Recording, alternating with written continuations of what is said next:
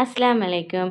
Evening time snacks சாப்பிடணும் போல இருக்கா? அப்போ கண்டிப்பாக இந்த ரெசிபி உங்களுக்கு தான். நல்ல ஒரு பொட்டேட்டோ, சீஸ் ஸ்டஃபிங் பண்ண ஒரு மிளகாய் பஜ்ஜி எப்படி பண்ணலாங்கிறத பார்த்துடலாம். நம்ம சேனலை ஃபஸ்ட் டைம் பார்க்குறதா மறக்காம சப்ஸ்கிரைப் பண்ணுங்கள். பிடிச்சிருந்தா லைக் பண்ணுங்கள். மறக்காமல் இதை செஞ்சு பாருங்கள். வாங்க வீடியோக்குள்ளே போகலாம்.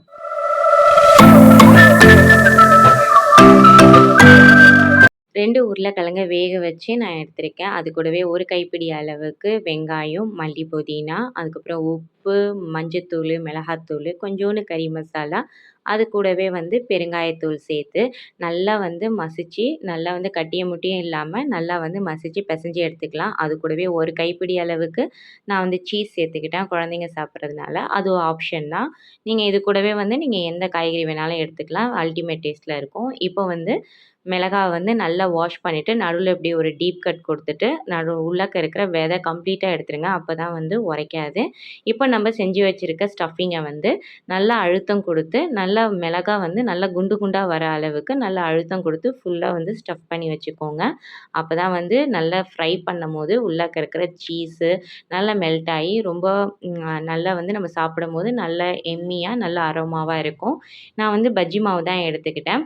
அதுக்கு வேணுங்கிற அளவுக்கு கொஞ்சம் கொஞ்சமாக தண்ணி சேர்த்து கட்டிய முட்டியும் இல்லாமல் ரொம்ப திக்காவும் இல்லாமல் ரொம்ப தண்ணியாகவும் இல்லாமல் இந்த பதத்தில் நான் எடுத்துக்கிட்டேன். டம்ளரில் ஊற்றி எடுத்துக்கிட்டதுனால நம்ம மிளகாய் நல்லா டிப் பண்ணி ஈஸியாக எடுத்துடலாம் அப்படிங்கிறதுக்காக நான் டம்ளரில் ஊற்றி நான் இப்போ டிப் பண்ணுறேன்.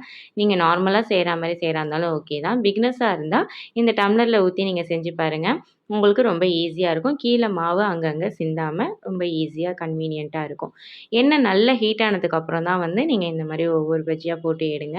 பபுள்ஸ் கொஞ்சம் கொஞ்சமாக அந்த பபுள்ஸ் கம்மியாகும்போது திருப்பி போடுங்க. அப்புறம் எகெயின் கம்மியாகும்போது ஒவ்வொரு பஜ்ஜியாக நம்ம எடுத்துடலாம். நான் பஜ்ஜி மாவு யூஸ் பண்ணியிருக்கேன். நீங்கள் பஜ்ஜி மாவு இல்லைன்னா சாதாரண கடலை மாவில் மிளகாத்தூள், உப்பு, மஞ்சத்தூள் சேர்த்து நீங்கள் அதே மாதிரி தண்ணி கொஞ்சம் கொஞ்சமாக சேர்த்து அதுக்கு உண்டான பதத்தில் நீங்கள் கரைச்சி நீங்கள் பஜ்ஜி போட்டுக்கலாம். இப்போ நம்ம சுட்டாச்சு. இப்போ நடுவில் இருக்கிறத கட் பண்ணி ஓப்பன் பண்ணி பாருங்கள். வேறு லெவலில் இருக்கும். அப்படியே நீங்கள் கட் பண்ணும் போதே உங்களுக்கு உள்ளாக்க இருக்கிற ஸ்டஃபிங்கோட அரோமா அல்டிமேட்டாக இருக்கும். இது கூடவே ஒரு நல்ல டீ இல்லைன்னா காஃபியோட சாப்பிட்டு பாருங்கள். Ultimate taste. கண்டிப்பாக ட்ரை பண்ணி பாருங்கள். நம்ம சேனலை ஃபஸ்ட் டைம் பார்க்கறதா மறக்காமல் சப்ஸ்கிரைப் பண்ணுங்கள். பிடிச்சிருந்தா லைக் பண்ணுங்கள். க்ரௌன் பாரடைஸில் இருக்கிற மற்ற ரெசிபியும் கண்டிப்பாக ட்ரை பண்ணி பாருங்கள். உங்களோட சப்போர்ட் எங்களுக்கு தேவை. மறக்காமல் சப்ஸ்கிரைப் பண்ணுங்கள். தேங்க்ஸ் ஃபார் வாட்சிங்.